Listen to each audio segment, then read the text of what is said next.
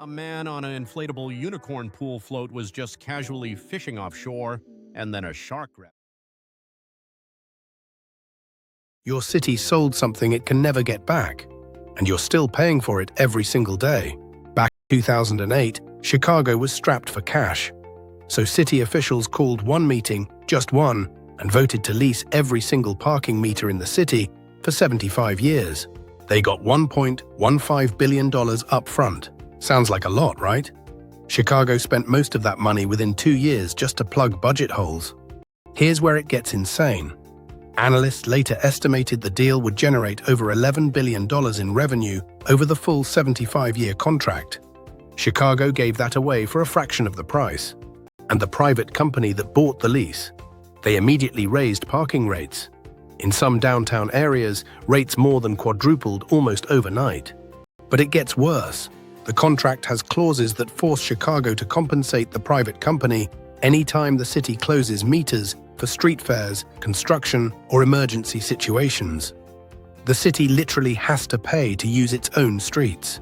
City inspectors and independent auditors have since called it one of the worst public asset deals in American history. Other cities have actually studied Chicago's mistake specifically to avoid repeating it. So the next time you feed a parking meter, remember, that money isn't going to fix your roads or fund your schools. It's going to a private company until the year 2083. Was this a massive failure of government, or is selling public assets sometimes necessary? Drop your answer in the comments. Britain had a plan to kill millions of German civilians, and almost nobody talks about it. This is one of the darkest secrets of World War II. In the early 1940s, British scientists developed a biological weapon program using anthrax, one of the deadliest naturally occurring substances on Earth. The goal was simple and terrifying.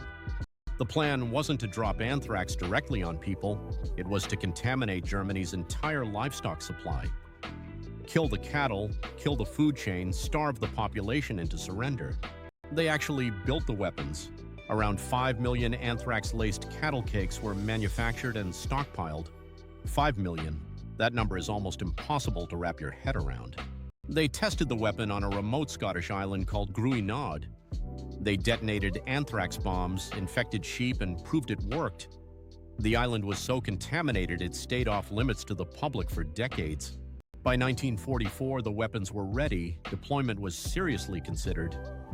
What stopped it wasn't morality, it was logistics and the fact that the war's tide was already turning in the Allies' favor. And here's the thing about anthrax, it doesn't just go away. Anthrax spores can survive in soil for decades, maybe longer. Gruinard Island wasn't declared safe until 1990 after an extensive decontamination effort. Britain was fighting for survival against a regime committing atrocities on a massive scale. But a plan to deliberately starve and poison millions of civilians, does that cross a line that should never be crossed, even in war? Drop your answer in the comments. A government official tried to evict a cat, not a person. A cat, and an entire town lost its mind. There was a cat living inside a public library. He had been there for years, greeting visitors, napping on bookshelves, basically running the place. Then one day, a local official decided the cat was a health code violation. An official order came down, the cat had to go. The community absolutely erupted. Residents showed up to meetings, petitions circulated.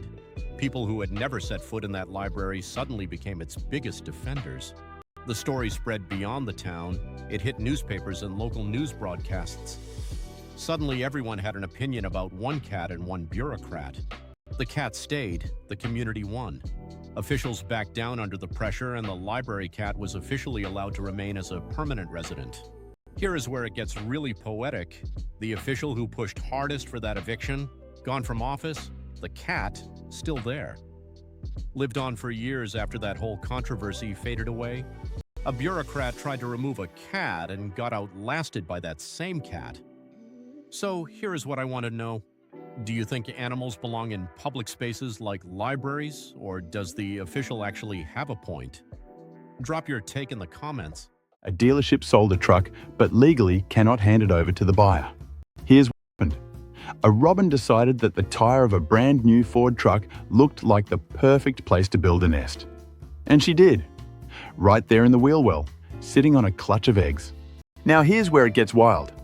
In the United States, robins are protected under the Migratory Bird Treaty Act. This federal law makes it illegal to disturb, move, or destroy an active nest, especially one with eggs in it. We're not talking about a local ordinance.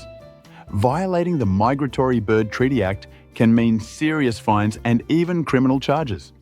The dealership's hands were completely tied. So the customer who already paid for that truck, they just had to wait. The dealership kept the truck on the lot, made sure the bird was safe, and there was nothing anyone could legally do to speed it up. And this isn't even that rare. Cases like this pop up every spring across the country. Birds nesting in vehicles, construction equipment, even on active machinery, and the law says you stop and you wait. Eventually, the eggs hatched, the chicks fledged, and the nest was officially abandoned. Only then could the dealership finally hand over the keys. A tiny bird with a nest legally outranked a paying customer and a multi-thousand-dollar truck sale. So here's the real question. Should wildlife protection laws override private property rights like this, or did the system get it exactly right? Drop your take below. Your brain cells literally shrink while you sleep, and if they didn't, you'd lose your mind. I'm not being dramatic. This is actually happening inside your skull every single night. Every moment you're awake, your brain is working hard, and all that work creates waste, toxic proteins that slowly build up between your brain cells. Think of it like exhaust fumes from a running engine. Here's where it gets wild. When you fall asleep, your brain cells actually shrink by almost 60%. And that shrinking opens up tiny channels between them, like opening floodgates. Cerebrospinal fluid, the liquid surrounding your brain, rushes through those channels and literally flushes out all that toxic buildup. Your brain is cleaning itself like a dishwasher running overnight. But here's the scary part. If you consistently skip sleep, that toxic waste doesn't get cleared, it accumulates. And researchers have found strong links between that buildup and serious neurodegenerative diseases. This system, called the glymphatic system, was only discovered relatively recently. Scientists had no idea the brain did this. For decades, they thought the brain was somehow exempt from needing its own cleanup crew. So that groggy feeling after a bad night's sleep, that might literally be your brain swimming in its own waste. Sleep isn't laziness, it's the most aggressive maintenance your body runs, and it only happens when you're completely out. Now think about how many people brag about surviving on 4 or 5 hours of sleep, wearing it like a badge of honor. Are they actually slowly damaging their brain without knowing it, or is the science being overblown? Drop your honest take in the comments. A guy knocked down a wall in his basement and accidentally fell into an entire city. It started as a simple home renovation in Derinkuyu, Turkey. Nothing unusual, just a guy doing some remodeling. But behind that wall was a hidden room. And behind that room was a tunnel. And that tunnel just kept going. They eventually discovered an underground city stretching 18 stories deep into the earth. 18 stories underground. This place was built to shelter around 20,000 people. It had ventilation shafts, wells, kitchens, wineries, and even livestock areas. Historians believe it was carved out thousands of years ago, used to hide entire communities from invasions and persecution. People actually lived down there. The doors were massive rolling stone wheels that could only be locked from the inside. Whoever was down there did not want to be found. And here's the wild part. Experts believe large sections of it haven't even been fully explored yet. An entire city, hidden under someone's house for thousands of years. So what do you think is still down there? Drop your theory in the comments. A man on an inflatable unicorn pool float was just casually fishing offshore, and then a shark grabbed his line. Now, most people hop on a pool float to relax, maybe drift a little, maybe sip something cold. This guy decided to bring a fishing rod. But then something massive hit. We're talking a roughly 10-foot shark, the kind of animal that outweighs most motorcycles, and it did not let go. The shark took off and it dragged him, float and all, 4 miles out to sea. 4 miles, on a unicorn, being towed by a shark.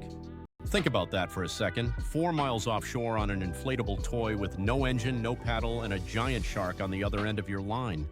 He eventually had to be rescued by the Coast Guard, The shark got away, the float survived, and somehow so did he. Here's the wild part. This is actually a real documented story. Stuff like this does happen. Large sharks like makos and great whites are strong enough to drag small watercraft for miles. It's called a Nantucket sleigh ride. And yes, that's a real term used by fishermen. So here's the real question. Is this guy the greatest fisherman who ever lived, or the least prepared person to ever touch a fishing rod? Drop your answer in the comments, because I genuinely cannot decide.